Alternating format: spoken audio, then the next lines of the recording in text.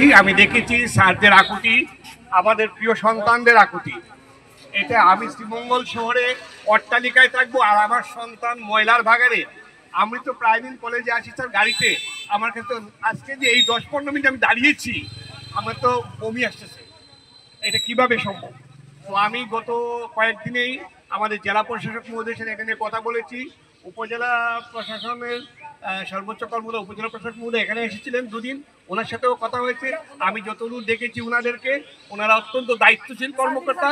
আমাদের সন্তানদের দিকে তাকান, এরা আপনার সন্তান, এই জাতির ভবিষ্যৎ। এদেরকে কখনো ময়লার ভাগারে রেখে আপনি সফল মানুষ এটা চিন্তাই করতে পারেন না। প্রশাসন চুপ, আমরা কি এতই অবহেলার পাত্র? আমাদের কি আসলে কোনো দাম নেই? আমাদের শরীর স্বাস্থ্যের দাম নেই? তারা চায় না আমরা কি ভালো করে পড়ালেখা করি, আমরা একটু সুন্দরভাবে কলেজে আসি? কেন আজকে আমাদেরকে এই বৃষ্টির মধ্যে দাঁড়িয়ে থাকতে হচ্ছে? কেন আমাদেরকে বৃষ্টিতে ভিজে আবারও মানববন্ধনে নামতে হচ্ছে, অবস্থান কর্মসূচিতে নামতে হচ্ছে?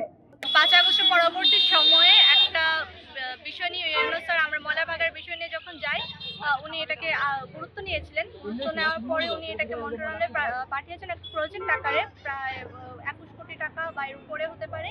তো তারপর জনপ্রশাসন মন্ত্রণালয় থেকে স্থানীয় সরকার মন্ত্রণালয়ে যায়, ওরা বিষয়টা দেখতে বলে, কিন্তু দুর্ভাগ্যজনকভাবে স্থানীয় সরকার মন্ত্রণালয় এখনো বিষয়টা আটকা পড়ে আছে। কেন আটকা পড়ে আছে, কেন আমাদের বিষয়টাকে গুরুত্ব দিচ্ছে না, কেন এটা নিয়ে এখনো যথাযথ পদক্ষেপ নিচ্ছে না, সেজন্য আজকে আমরা গাউসিয়া শফিকিয়া সুনিয়া দাখিল মাদ্রাসা, বার স্কুল অ্যান্ড কলেজ আর শ্রীমঙ্গল সরকারি কলেজের যত স্টুডেন্ট আছি আমরা সবাই মিলে আজকে এখানে দাঁড়িয়েছি। আর আজকে আমরা প্রতীকী স্বরূপ এই কালো কাপড়টা যে আমাদের চোখ বেঁধে রেখেছি, যে কেন প্রশাসন চুপ, কেন দেখেও দেখছে না। শিক্ষার্থীদের এই দূষণ মুক্ত একটা শিক্ষাঙ্গন চাওয়াটা কি অপরাধ, বা এই দাবিটা কি কোনো ভিত্তি নেই?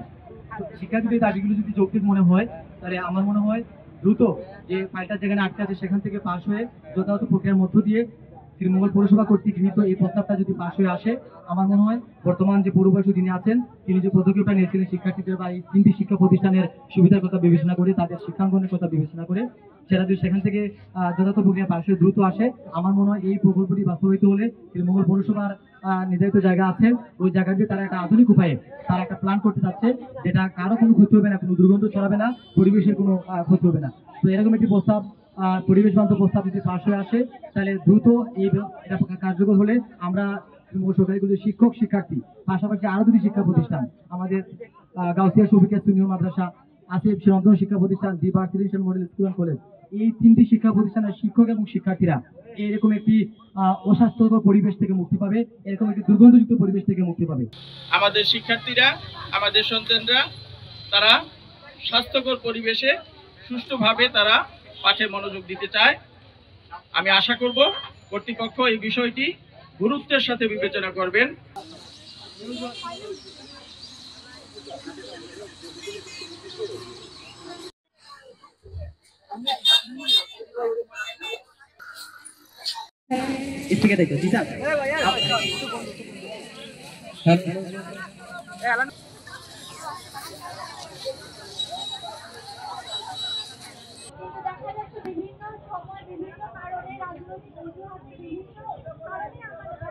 একটা প্রয়োজনীয় বিষয় এবং দ্রুত পদক্ষেপ নেওয়ার জন্য